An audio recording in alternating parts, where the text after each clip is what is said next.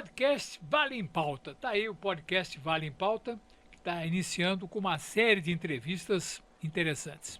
O William Rodrigues, da Ilustrativa, e eu decidimos, os dois, começar a fazer um podcast. Podcast que vai entrevistar não só políticos, mas pessoas da nossa região.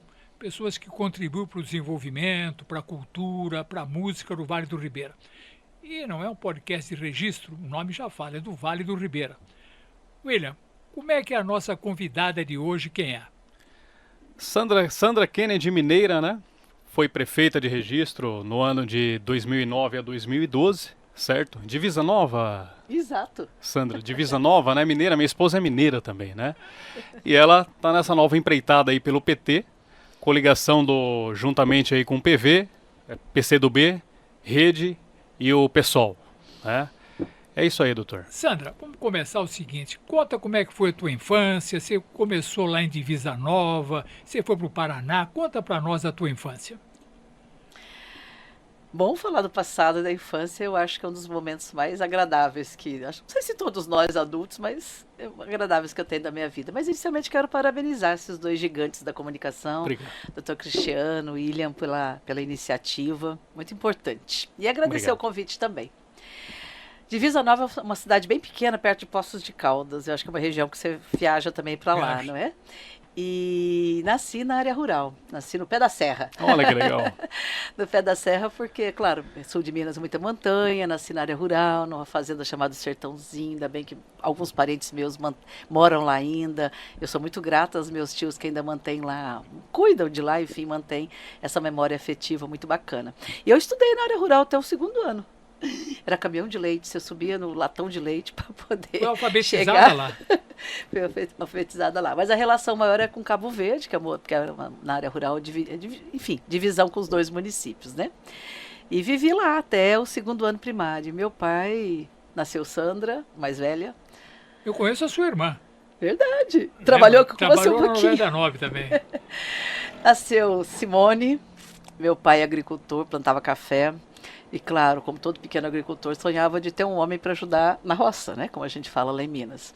Então nasceu Sandra, meu pai falou, que bom, seja bem-vinda. Nasceu Simone, que bom, seja bem-vinda. Nasceu Cibele, ou Aparecida, o nome da minha mãe, está na hora de ter um filho, né? Aí nasce Soraya, a 4ª, Cíntia, a 5ª.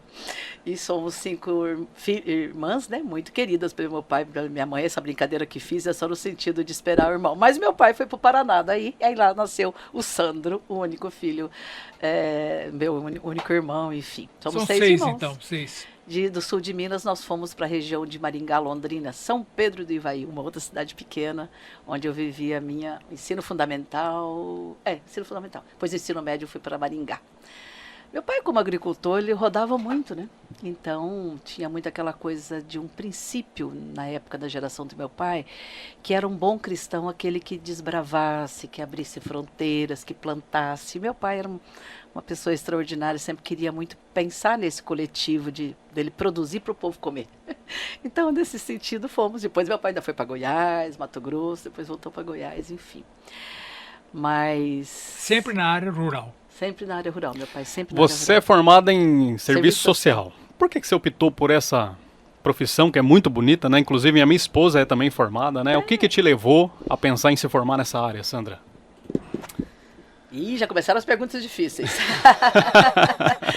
Porque isso tem muito a ver com o princípio de vida, né? Com, enfim, propósito. Eu sempre fui uma pessoa muito inconformada, eu acho que desde a juventude, com qualquer coisa que pudesse estar errado. Então, um grupo de jovens, eu estou falando de início da década de 80, Sim. Então, um grupo de jovens, Pastoral da Juventude, Teologia da Libertação, ao mesmo tempo participava do Rotaract, então tinha várias referências que me diziam assim, não dá para você cuidar só da tua Isso vida em que pessoal. cidade? Maringá, Em Maringá. já em Maringá. Já em Maringá, lá perto daquela igreja que tem um cone de bruxa. Enfim, então um pouco dessas referências, seja o social pelo Rotaract, seja o social pela Igreja Católica, Teologia da Libertação, dizendo que eu não podia cuidar só da minha vida, eu tinha que pensar também na comunidade. E aí fui, né, imagina, naquela época você tinha que ir na biblioteca para fazer pesquisa, você não tinha referência óbvio, de internet. Então, eu entrevistei alguns assistentes sociais e arquitetos, porque a minha dúvida era arquitetura, pensando nas experiências da minha tia, assistente social lá em Campinas, que trabalhava muito com reurbanização de favelas. Aquilo também me chamava a atenção. Então, entre arquitetura e serviço social, eu optei pelo serviço social e fiz na UEL, na Universidade Estadual de Londrina. Aí você foi para Londrina. Aí fui para Londrina.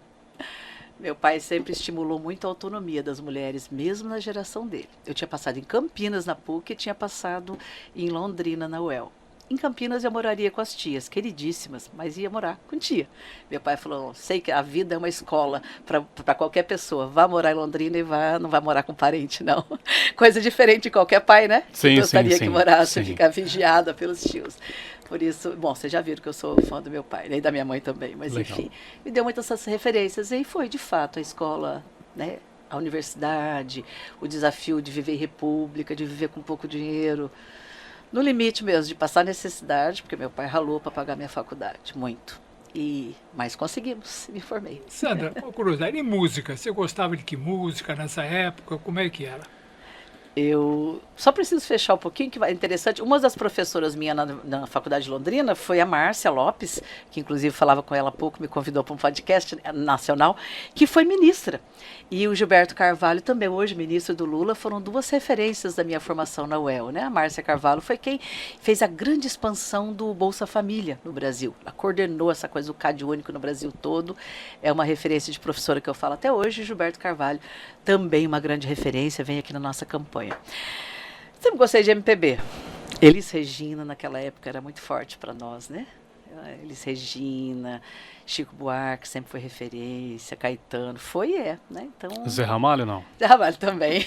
Isso aí é ícone, Com certeza, né? Legal. Aquele momento de Gilberto Gil, né? Então... E enquanto Mas aí você... eu tinha a polêmica com o Ronaldo. O Ronaldo gostava do Caetano e eu falava que o Caetano era muito pouco engajado. E que eu preferia o Chico Buarque, que era Aí mais você conheceu engajado. o Ronaldo, hein? Eu ia fazer essa pergunta agora, né? Você estudou, né? Já li sua biografia, que estudando na faculdade você conheceu o Ronaldo. Pois é. Ronaldo sempre foi uma liderança muito forte. Ele era meio que referência para mim, assim, porque no movimento estudantil ele era do DCE e eu era do centro acadêmico, então o DCE está acima. A gente chamava de capa preta, né? Aqueles que decidem. E ele foi insistente comigo, me procurou e insistiu para que namorássemos. E, de novo, Pastoral da Juventude também ele era, e movimento estudantil. Mas eu não estava muito certa dessa relação, né? E aí... Alguém me apresentou o Vale do Ribeira, eu vim para cá e falei, acho que com o Ronaldo não vai dar certo, deixa eu para esse outro lugar. E ele veio atrás. E hoje temos uma relação de muito amor, de muito respeito, enfim, eu agradeço que ele foi insistente, porque eu vim para cá, tanto eu quanto ele não conhecíamos. Fazer uma pergunta, por favor. Vai, continua. Não, é que eu ia fazer uma pergunta um pouquinho polêmica, mas eu tenho certeza, eu já imagino o que você vai responder. O jovem, né, dessa época aí, tanto quanto de hoje, você acha que o fato de ser jovem, as pautas que defende, tem uma certa inclinação para a esquerda no aspecto político? Hoje ou naquela época? Naquela época. Ah, sim. Naquela época nós estávamos lutando ainda contra a ditadura, o fim da ditadura.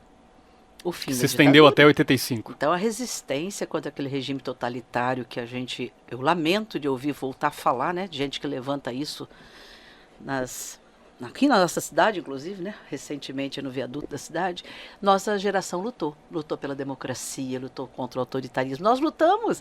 E aí não tinha como, você não tinha eleições diretas. Qual estudante não ia levantar a bandeira por eleições diretas? Democracia, não estamos falando de socialismo, nada disso, né? Então, eleições diretas foi aí que eu me engajei muito, em 85. Nós lutamos por diretas para reitor, não tinha eleição direta para reitoria, foi aí que a gente aprendeu a liderar uma assembleia, controlar estudante, enfim.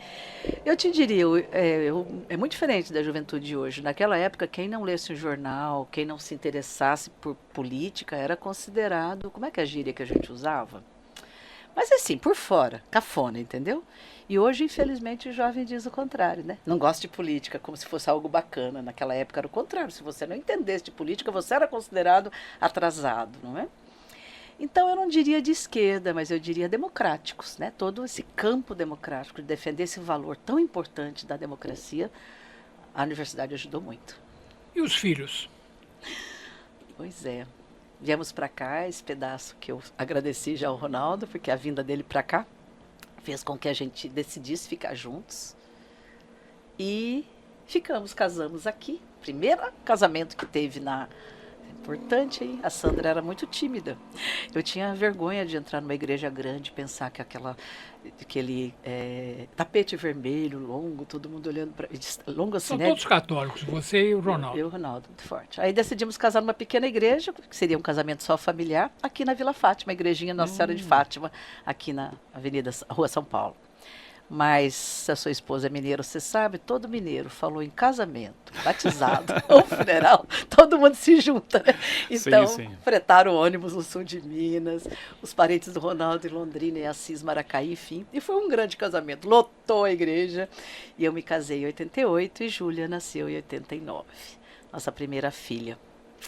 Nossa primeira filha nasceu em 89, super, né, bem recebida e sempre convivendo com o pai e a mãe já envolvidos. Eu não gosto de falar na política, porque política é uma coisa, talvez, disputa por eleição. Mas sempre tivemos envolvimento social, formando associação de bairro, ajudando em sindicatos, lutando por creche, lutando por, enfim. Nasceu Júlia. 4 anos depois nasceu João. Então eu tenho Júlia e João. E profissionalmente você chegou a exercer aqui em Registro o seu currículo de assistente social? Uhum. Quando eu vim para cá, William, eu fui para trabalhar numa equipe de extensão rural, onde era agrônomo, técnico e assistente social. Primeiro lugar, por isso que eu vim para cá, foi para Eldorado. Podia escolher um dos 5 municípios. Eu achei Eldorado ótimo e fui trabalhar em Eldorado. E ali que eu comecei a ter uma relação muito respeitosa e de luta com as comunidades tradicionais, no caso com os quilombos. Então, antes ainda, estou falando de 87, essa experiência, 86 e 87, sequer eram denominados de quilombos ainda, porque a Constituição os denomina a partir de 88. Então, fui assistente social.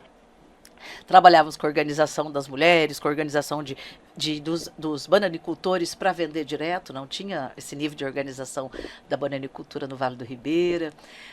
Enfim, experiências bem interessantes. Depois, já por perseguição política do governo do estado, nós tínhamos 2 grupos aqui no Vale do Ribeira, o grupo da Sudelpa. Isso nós estamos falando em que ano, Sandra? 88. 88. 87 e 88.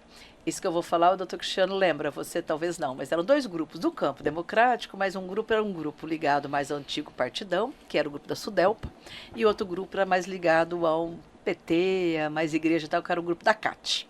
E um grupo brigava com o outro. E nessa história eu fui demitida, porque eu era filiada ao PT em Londrina, já tinha 1 ano e pouco só de filiação lá, tudo muito jovem, né? Estou falando de 24 anos, 23 anos.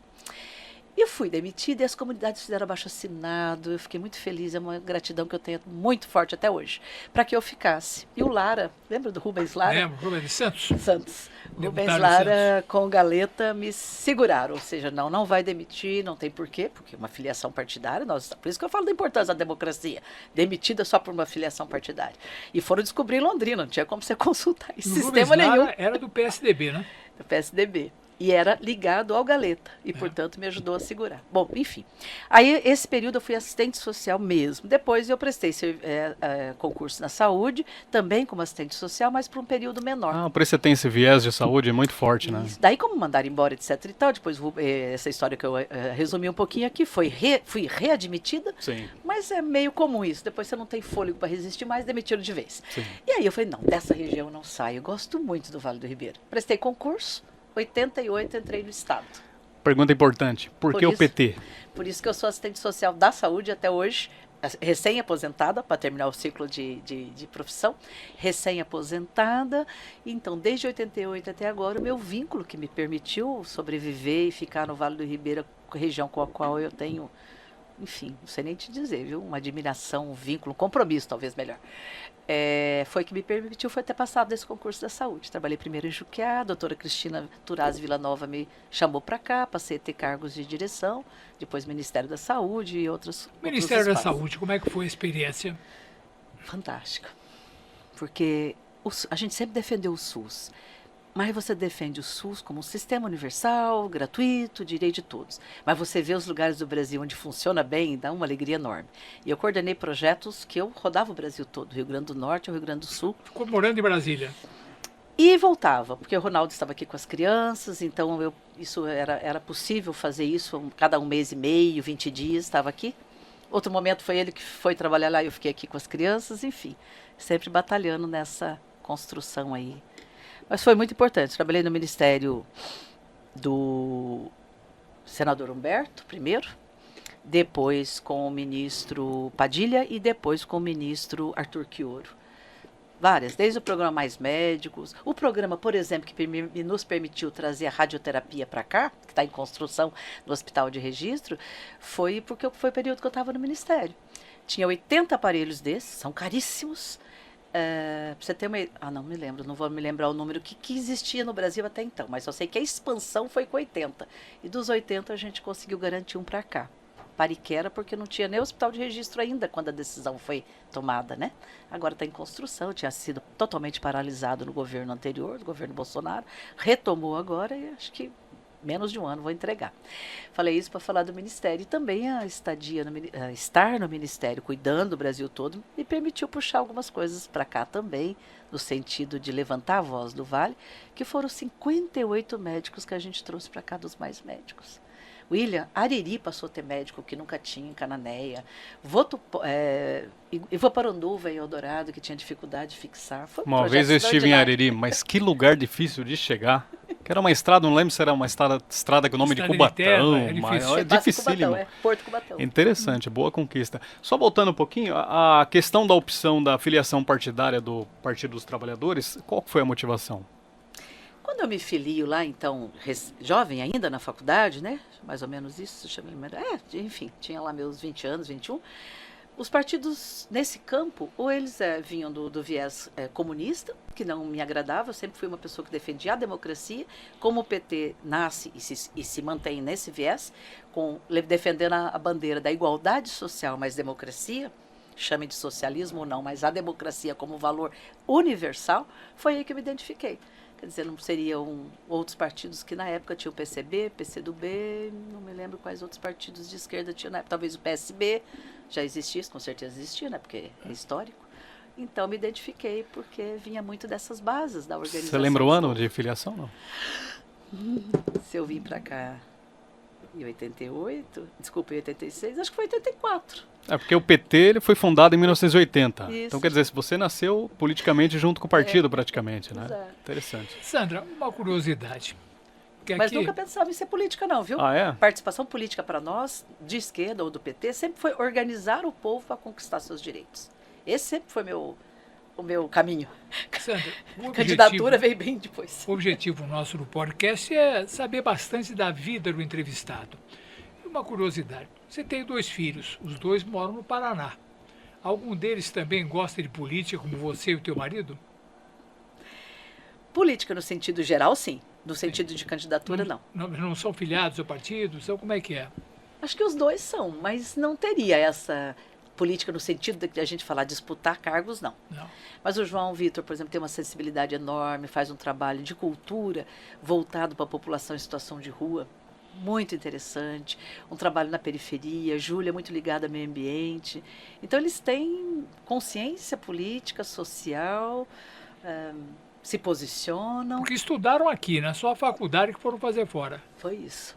João, sempre nós fomos pessoas modestas, nunca me enriqueci na política e mesmo antes de política sempre fomos pessoas modestas, vivemos nossos salários. Então o João foi estudar pela Faculdade Federal, estudou no interior do Rio de Janeiro, Rio das Ostras, perdão, na Federal Rio das Ostras, e Júlia foi estudar na UEL. A mesma universidade que quando eu estudei eu disse que meu pai suou muito para pagar. Nossa luta, minha e do Ronaldo, na nossa época de movimento estudantil, conquistamos a universidade gratuita. Aí eu disse, pai e mãe, vocês ficavam bravos de eu participar, olha aí, minha filha está podendo estudar de forma gratuita agora, graças à nossa luta pela gratuidade do ensino. Então eles estudaram lá, Cristiano.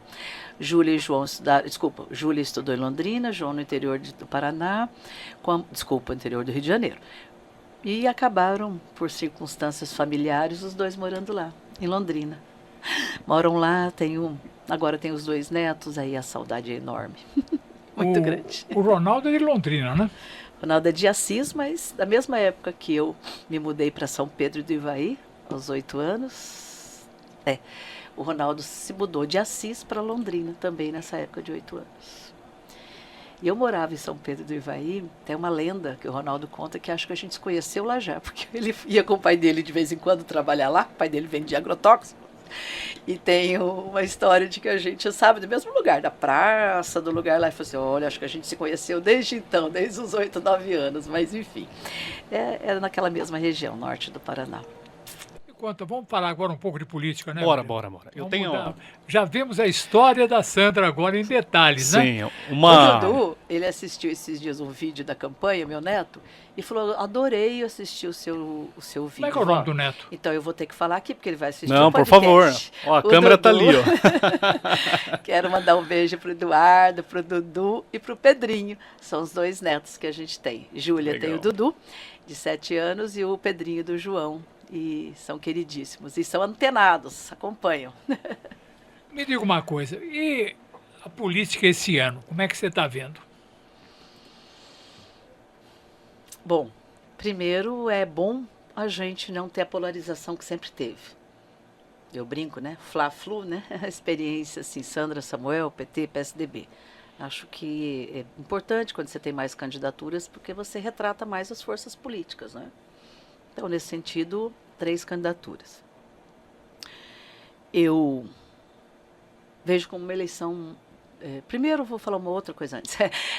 O Brasil, de certa forma, está olhando para nós, né? Hoje mesmo saiu Folha de São Paulo sobre registro. Porque um é irmão do ex-presidente, o outro... Ficou nacional a eleição, né? Só se fala disso. O outro teve um papel, a meu ver, muito ruim, no desmonte das políticas públicas, que foi o relator, né, da reforma da Previdência, e, portanto, o Brasil, olha, será que registro vai eleger quem acabou com o principal programa de seguridade social, a Previdência Social. Então, o ex-deputado não foi um deputado que ele teve esse destaque. Para aqueles que concordam, obviamente, né, mas para os trabalhadores e trabalhadoras foi muito ruim essa reforma. E tem também 2 mulheres, que não é comum, né? Então você tem três indicadores aí diferentes, né? E eu vejo, agora, do ponto de vista de quem está disputando essas eleições, com muito otimismo, porque não há quem não queira mudança no município de registro. Vocês me desculpem, mas na medida em que foi feita a pergunta, vou falar de política. E falar de política, você tem que demarcar os locais, os lados, né? E não há quem não queira mudança no município de registro. O que é o grande diferencial é a população entender quem é que indica caminho de mudança. Ou seja, eu tenho condição de falar em mudança se eu reúno, como é o caso do ex-prefeito e ex-deputado Samuel, todos os representantes das administrações ao longo dos últimos 27 anos. A esposa do ex-prefeito Fantin, o líder do governo atual, o ex-prefeito Clóvis. Isso nós fomos numerar aqui para falar, para não ser indelicado ou mesmo gastar muito tempo, mas o próprio vice do Samuel Moreira era quase na prática o líder do governo, porque é quem mais, pela sua forma talvez de se manifestar, de se comunicar, é quem mais efusivamente defendia o governo atual. E eu sempre digo, eu tenho o maior respeito pelas posições diferentes. Não tenho o menor problema de conversar com extrema-direita, com extrema-esquerda, o que for. O que eu acho que a gente tem que ter é coerência. Sabe, mudança de barco de ocasião, eu acho isso muito ruim. Mudança de barco de ocasião, esse governo agora está ruim, deixa eu me distanciar dele, né? Isso é muito ruim, porque você, inclusive, a população fica sem referência. Se eu defendo um determinado projeto, se eu elegi esse determinado projeto, eu tenho que sustentá-lo para o bem ou para o mal, quando está bem ou quando não está. Então, não dá para o ex-deputado Samuel Moreira e ex-prefeito dizer que ele pode representar a mudança. Isso não significa desrespeito ao candidato A ou B, significa demarcar campo. E é por isso que eu estou tão animada, porque as pessoas estão, assim, observando essa mudança que a nossa candidatura representa e autonomia para isso. Aproveitando esse gancho, era exatamente uma das perguntas que eu quero fazer para todos. Sim. Como que você vê o balanço da campanha do PT 13 até o momento? Aceitação do público e etc e tal. A gente tem uma... Bom, como é que eu vejo? Eu vejo otimista. Vejo a campanha crescendo. Estou muito otimista, vejo a campanha crescendo. Nós tivemos até pouco tempo atrás um favoritismo do Samuel do candidato, que estava querendo talvez dizer aquele clima do já ganhou. E é bom que se preocupe com isso, porque isso não existe. A população começa a observar que é só uma questão inicial que, infelizmente, até os mais vulneráveis são influenciados, que é a questão de volume de campanha. Mais visual na rua, mais carro, mais candidato, mais não sei o quê. Isso tem um limite. E eu acho que o limite é agora. Agora as pessoas começam a conhecer. Quem é que tem condição de dizer que vai mudar a saúde? É quem não tem compromisso com o grupo que está mudando saúde agora. Quem é que tem condição que vai falar que vai trazer casa popular? É quem não tem compromissos com os loteamentos que estão em crescimento e que os interesses econômicos são evidentes. Para que eu vou construir casa se eu estou popular, se os meus financiadores, meus aliados têm grandes empreendimentos e têm interesses econômicos. E por aí vai.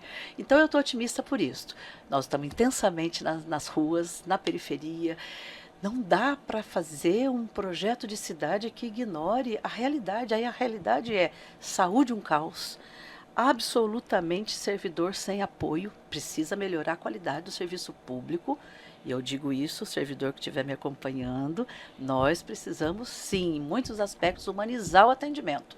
Mas tem o compromisso da nossa valorização, porque se você não valoriza o servidor, você não produz nenhum serviço público de qualidade e estão defasados também há muito tempo. Você me perguntou como é que eu estou avaliando, eu já vou derivando para os temas, mas porque eu quero dizer, estou otimista porque há um entendimento cada dia maior do que significa a nossa capacidade de mudança pela independência que a gente tem. Nós não fazemos parte do grupo político que está no comando há 30 anos. Bom, com a tua experiência na prefeitura, como é que você analisa a atual administração do Nilton Hirota? Muito ruim. Muito ruim. Muito ruim. Eu não sei o que dizer além de uma palavra dessa, porque não é falta de recursos. Porque não foi a falta de apoio da Câmara. Governou com a Câmara todinha a seu favor. Eu, inclusive, votei muitos projetos favoráveis, Cristiano. Você é vereadora atualmente. Sou vereadora, nunca fiz oposição pela oposição. Deixa eu levantar aqui porque vai me dar... Não, era projeto bom, eu votava. E todas as vezes que eu levantei questões contrárias eram quando eram necessárias. Então não era falta de apoio político, não é falta de recurso e tem uma administração muito ruim. Muito ruim. Eu digo, estou usando na campanha 2 motes. Reconstrução, porque é reconstruir o que foi colocado no chão. E força do povo. Não tem a força da elite, mas tem a força do povo. Esses 2 motes que a gente tem trabalhado para mudar registro com a força do povo. Acredito muito nisso. E reconstrução, porque acabou tudo o que tinha. Sandra, são 2 candidatos. Você falou de um e o outro. Então, é estranho, porque como tem tão pouca referência, não sei nem onde mora, desculpa, eu preciso até saber, mas deve ter domicílio aqui, porque senão não teria registrado. Mas assim, é tão pouca referência na cidade que falar do candidato só se falar do irmão. E eu tenho visto que a população não está disposta a falar dos temas nacionais. Então, o que eu sei, assim? Gente, para quem está aqui, conhecer os problemas e pensar soluções acertadas. Não tem tempo para brincar nem dinheiro sobrando. Então eu tenho que conhecer o problema e ter a solução. Se quem mora aqui, como eu, nunca deixei registro, sempre estou ombro a ombro, é um desafio, para quem ficou 20 anos fora, que é o caso do Samuel, é um desafio maior, e para quem não mora aqui mais ainda. Então, sabe, não é só essa coisa folclórica que já pegou, não sabia voltar do nosso teto, estava no Dayatuba ontem, pegou o caminho errado para voltar, enfim, mas isto parece folclórico, mas isso é o concreto. Como é que vai saber dos problemas reais da população? Como é que vai saber onde é que nós precisamos interferir com creche, onde é que nós precisamos interferir, até no roteiro, na rota do ônibus, como é que nós vai saber onde é que a gente precisa intervir para melhorar a qualidade? Então, eu fico dizendo que tenho pouco a falar, mas nesse sentido é tão fora. Agora, Cristiano, tem que falar o que é evidente, né? Qual o interesse? Qual o interesse em ser candidato em registro? Só tem um interesse, que é o interesse nacional, daqui 2 anos, ajudar a eleger o irmão, ajudar a eleger a família. Agora, o registro não pode se submeter a isto. Mesmo aqueles, eu falava isso ontem com uma pessoa que votou no, nós aqui chamamos inominável, quero chamá-lo assim, no ex-presidente, E eu dizia para ele, olha, mesmo que você goste do ex-presidente, mesmo que você queira votar, fui por esse caminho falando com ele. Mas você não quer resolver o problema da tua família, do teu bairro, da cidade que você mora agora. Então deixa as eleições daqui 2 anos para depois. Pense agora. Só porque é irmão dele, você acha que vai dar conta? Não, não vai, você tem razão. Então é essa reflexão que eu quero falar com a população que nos acompanha e que me acompanha no dia a dia nas ruas. É quem vai resolver os nossos problemas. Cristiano, você me desculpa, William, eu também tenho que dizer a mesma coisa. Por que aquele que ficou 20 anos fora, que não veio falar conosco de emprego, desemprego, desenvolvimento, tampouco de saúde, tampouco de educação, enfim, ninguém via o ex-prefeito ou ex-deputado nos lugares que vê agora, na feira, no mercado, na academia, não sei na onde, ele estava absolutamente fora, acho que a casa estava fechada. Por que alguém, depois que perde as eleições, volta dizendo que está todo preocupado com o registro? Registro não pode. A nossa cidade tem desafios grandes e que não são só desafios ligados à competência. Tem a ver com compromisso. Tem a ver com conhecer a Dona Maria, o seu João, o fundo do Figueiral, o fundo da Vila Ouro, enfim, de conhecer o detalhe.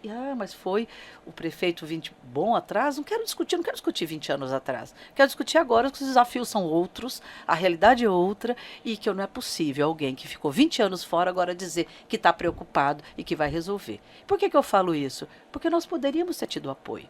Como a gente poderia ter trazido outras empresas grandes se era chefe da Casa Civil? Como nós poderíamos ter trazido investimentos vários aqui se tinha espaço no governo federal?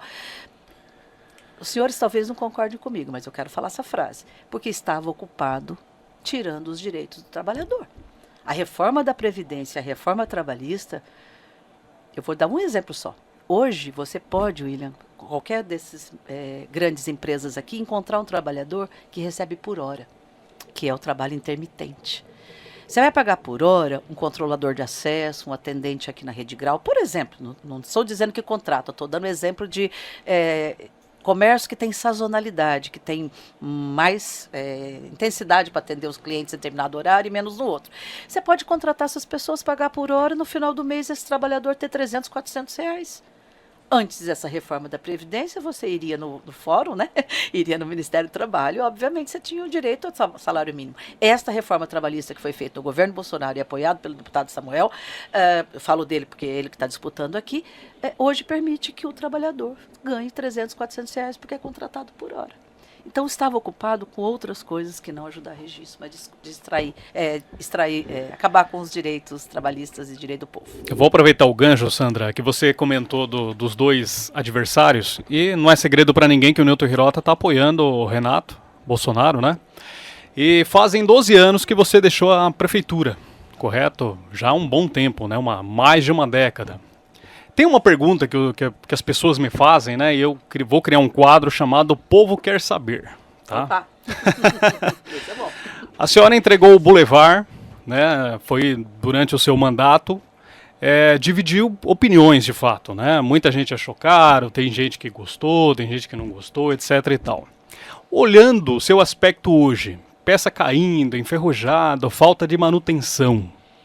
A pergunta é: a senhora se arrependeu de ter entregue esse Boulevard para registro? Eu acho que o Boulevard, ele não teve o impacto que os meus adversários querem trazer.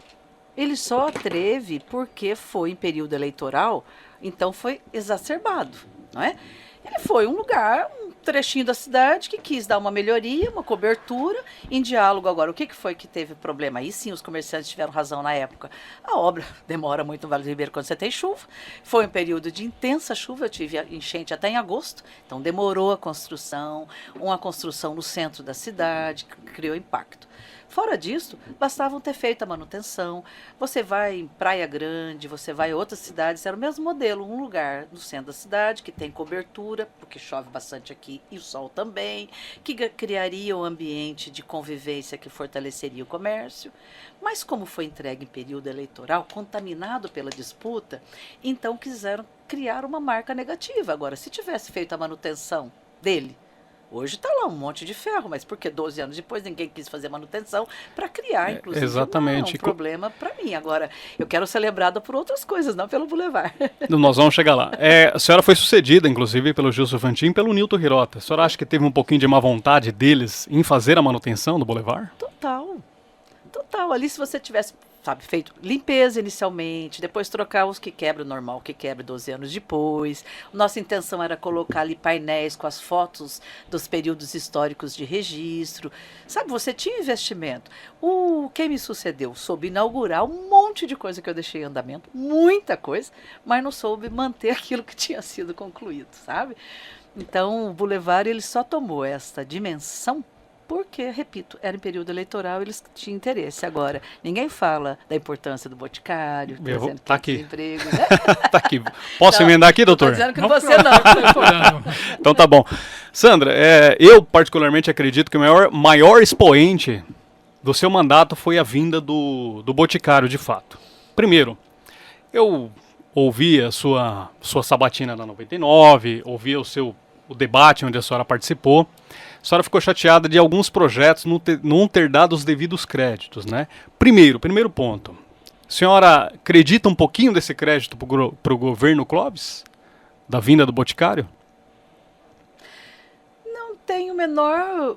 Bom, vamos lá. Acho que é importante você ter falado disso. Veja, o menor problema de falar disso, deixa eu terminar a frase, menor problema de falar disso. Porque não teve. O Boticário passou aqui, como estava pesquisando em várias regiões, procurou o secretário Totito, que hoje é diretor de planejamento, e disse de intenção de vir para o Vale do Ribeira, assim como eles estavam fazendo prospecção em várias outras cidades. O secretário posicionou o período eleitoral e ficou responsável de dar os contatos de quem se elegesse para quem se elegeu. E aí o desafio foi colocado. E nós cumprimos o desafio. Qual era o desafio? De ter uma legislação tributária que fosse vantajosa. Não foi o Clóvis que criou condições. Eu criei duas condições, que eram as necessidades. Formação de mão de obra. Consegui que o MEC publicasse o Diário Oficial, a implantação do Instituto Federal com o curso de logística. Esta publicação do Diário Oficial me resolveu o primeiro pré-requisito. Ter onde formar mão de obra. Segundo e fundamental, ter uma política tributária que fosse mais do que qualquer prefeitura dá, que é terreno e isenção de IPTU. Nós criamos uma política tributária que devolve uma cota à parte de ICMS. Foi por isso que o Boticário veio para cá. O que teve é porque, como eu disse, visitou várias regiões, entre elas aqui, e a tarefa, o prefeito que fizesse. E eu fiz a tarefa Perfeito. de casa, que foram as duas coisas. Né? Não, mas a gente não tira o mérito, a gente quer deixar muito bem claro essa questão, tá? Mas era algo que a gente precisava esclarecer, porque muitas vezes eu tomo café com o Clóvis, ele sempre toca nesse assunto, e é bom que a gente dê o holofote para esse assunto. Porém, por outro lado, Registro não aproveitou seu potencial logístico. A gente cansa de dizer aqui que a gente está a 200 quilômetros de São Paulo, 200 de Curitiba, está ao lado aí de Santos, que é o maior complexo portuário da América Latina, está do lado de Sorocaba, ou seja, Registro tem um potencial logístico gigantesco. E a senhora, além de ter entregue o Boticário, quando terminou seu mandato, já estava negociando, né, entrando em contato com o CD do Magazine Luiza. E quem te sucedeu, que no caso foi o Gilson Fantin, não conseguiu dar sequência. Ou seja, Registro está há 12 anos sem receber uma empresa desse porte. Como é que a senhora vê essa questão aí? É a minha grande motivação de voltar para a prefeitura. Porque construir, conquistar, implantar todas as escolas que nós implantamos formando polo de educação, era o primeiro passo para chegar no que você está falando.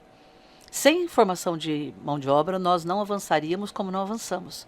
Por isso que trazer o SENAC, trazer o SESI e o SENAI, o Instituto Federal, ampliar a FATEC, e agora a ETEC, e agora a FATEC, obviamente não foi ação minha, mas à época a ETEC, era fundamental para esse segundo passo, né? Que era o quê? Atrair novos investimentos, atrair as empresas no ramo de logística, que é isso, não impacta o meio ambiente, porque não vai transformar nada. Vocês sabem o quanto que eu sou motivada, e já conversei com a equipe do ministro Alckmin para aquela questão zona de processamento e exportação ZPE, que precisa divulgar mais para os empresários se organizarem e vir para cá. Quem está me ouvindo, uma rápida palavra, significa empresas se instalarem no local com uma política tributária, ou seja, pagando impostos diferentes voltados exclusivamente para exportação. Cheguei a conversar com o Delfim Neto naquela época, sentei várias vezes na Fiesp. Eu sou entusiasta de que é possível, doutor Cristiano, trazer empresas para cá, porque por mais que tenha especulação imobiliária, ainda os valores dos terrenos são muito maiores do que se você pensar no eixo Jundiaí, no eixo Sorocaba, né? Além da nossa localização. Então, William, isso vai ser importante. Quero ver muita gente trabalhando nessas empresas. Vou pegar um ganchinho rapidinho, porque assim, o Vander Lopes, acompanho o trabalho dele já há um bom tempo, ele trabalhou muito na questão do plano diretor, né? E conversando com ele, ele me passou algumas questões importantes que tangem aí essa questão da instalação de novas empresas, como por exemplo a flexibilização de lotes nas margens da BR-116, desde a divisa de Juquiá até Jacupiranga, ou seja, as margens vão estar liberadas para negociar com novas empresas, digamos assim. A senhora acha que esse ponto também ajudará no futuro para registro finalmente abraçar o desenvolvimento? Acho que são ações que se somam, sim. O que a gente não pode ficar é só falando em distrito industrial, que também é importante. Então, são essas ações inovadoras. O plano diretor, a política tributária, a questão de a gente também fazer outra tarefa agora, que é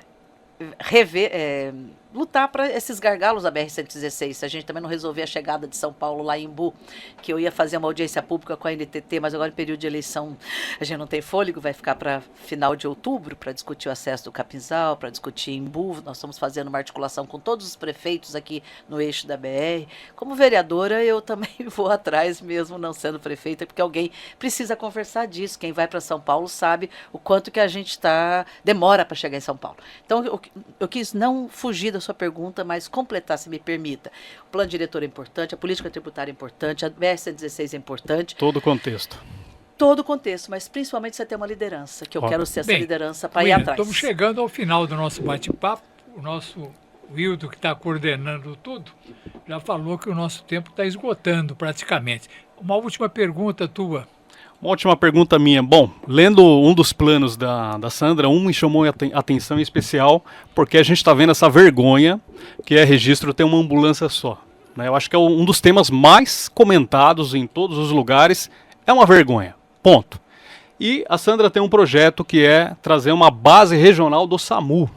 Eu tenho um primo lá em Montes Claros, Minas Gerais também, que também que trabalha no SAMU. Eu sei da importância. Fala um pouquinho para nós sobre esse projeto, Sandra. E você quer que eu fale rápido, um projeto rápido, importante desse. Mas você tem o poder de síntese quando você quer. Ó, vou falar do presente então, mas depois, vamos lá. Presente é importante, tem que ser regional, temos que retomar esse trabalho lá atrás como prefeita. Aí o prefeito Décio da Ilha Comprida, nós dois lideramos isso, mas tivemos oposição. Então, assim, é viável. O presidente Lula, a presidenta Dilma, em todas as gestões, quis implantar o SAMU aqui no Vale. Eu designei várias vezes técnico para vir para cá para discutir com a DRS, isso não foi levado adiante. E outro momento, talvez até no programa de rádio eu vou dizer sobre isso, as forças que agiram de forma mesquinha para evitar que a ambulância, por ser vermelha, viesse para cá. William. Então, quer dizer, eu não posso falar nesse microfone porque ele tem a lapela vermelha. Eu vou dizer nomes de pessoas que estão aqui no circuito, né? Sabe? Então, assim, não foi porque não... eu falei de dois momentos. Quando fui prefeita, começamos, eu e Décio, tentar liderar. São Paulo não põe a parte dele, porque todo o projeto do governo federal tem que ser 3, município, estado e federal. Como você não tem o estado, então tem que ser município e federal. Então, por isso que na época que eu fui prefeita, não demos conta. Depois que eu saí, fui para o ministério, tentei várias vezes implantar aqui, teve resistência, outro momento eu conto, e agora nós vamos retomar isso, porque é fundamental ter o SAMU aqui na região. Tá aí. Nós agradecemos muito a sua presença e microfones aqui do nosso podcast Vale em Pauta, que tenho certeza foi interessante, não, William? Porque contamos aí muita história da vida. Foi interessante. Sandra? Acho que poderia um pouquinho mais, porém... mas o horário está estourado. Sim, mas foi interessante. Deu para a gente tocar alguns Sandra, bons pontos. O que você tem para nos falar? Para mim foi muito importante, agradeço muito a oportunidade, mas também, além do SAMU, vamos funcionar até às 10 horas da noite, 5 UBSs daqui. O UBS do centro, do nosso teto da Vila Nova, do Agrochá e do Arapongal. Isso vai diminuir as filas da UPA. Só completando, porque além da urgência, nós precisamos melhorar o atendimento e vou implantar um programa que o governo federal lançou, registro não foi atrás ainda, que chama Mais Especialidades, igual Mais Médicos. Nós vamos contratar especialistas com recursos nossos, da prefeitura, em convênio com o governo federal, aqui da cidade. Eu não posso chegar aqui e dizer que a culpa é do Tarcísio, como hoje poderia falar, porque de fato veio recurso do Ministério para o governo do estado, que não executou através dos 4 serviços aqui. Quem nos ouviu não entendeu nada, porque eu falei rápido, acabou o tempo aqui, mas em outro momento a gente comenta que são como diminuir as filas de especialistas. Uma estratégia através dos 4 serviços do governo do estado, Hospital de Pariquera, Registro, o AME e São João. Isso está devagar, o recurso veio, mas não foi executado e o povo está 2 anos esperando uma fila. Mas eu quero voltar aqui o ano que vem como prefeito e poder dizer, contratei especialistas, filas diminuíram, porque nós fizemos o Mais Especialidade local. Quero agradecer muito vocês por essa oportunidade. Falar do meu pai me fez lembrar as histórias que minha mãe e meu pai contam, que eu tinha 3 anos e meu pai era vereador lá em Divisa Nova. E que eu subia na mesa, batia o pezinho e falava, votem no papai, no papai, no papai. E se vocês me chamaram para falar de Divisa Nova, eu me levei essa memória afetiva, mas para dizer que todos devem se interessar, não só pela eleição em si, mas para entender o que está por trás, quais são os grupos. Eu sei que ninguém faz isso, mas ajude o seu amigo ou seu parente a não vender seu voto por gasolina para botar um adesivo no carro, vender seu voto por qualquer outra coisa, porque isso resolve o problema na hora, daquele mês. Abastecer o carro naquele mês e depois, quem é que vai atrás? Então, acho que nós fizemos uma corrente forte de valorizar o nosso voto, de saber que são 4 anos, de entender esta mudança real. Quero muito agradecer vocês, se me permitam pedir o apoio de quem está nos ouvindo. Por favor, fica à vontade. Que me permita voltar a governar essa cidade para a maioria, voltar a governar essa cidade para voltar a ser um centro de desenvolvimento e gerar oportunidades. Se a gente tem a oportunidade de renda, de sustentar a família, a dignidade se restabelece. E aí garantir os direitos públicos, direitos sociais, saúde, educação, transporte, não é? Segurança, enfim. Estou muito motivada, é possível e agradeço, é possível vencer essas eleições e agradeço a oportunidade. Muito obrigado, William. Bom, quero agradecer a Sandra, primeiramente, ter topado, o senhor que é uma lenda do rádio, né? É um prazer estar aqui. Ao Rildo, que fez todos os trabalhos técnicos aí, né? E lembrando para você se inscrever, acionar o sininho, que vai vir muita coisa legal. Nós estamos iniciando o projeto aqui com os candidatos à Prefeitura de Registro, mas vai ter muita gente legal para a gente entrevistar aqui, não é mesmo, doutor? Então é isso aí. Importantes para o Vale do Ribeira, na área da cultura, na área da música, enfim, pessoal que ajuda o Vale do Ribeira a crescer. Temos que fazer o Vale desenvolver, como falou a Sandra. É isso aí. Um abraço para você, William, também. Obrigado. Sucesso, viu? E até a próxima. Obrigado.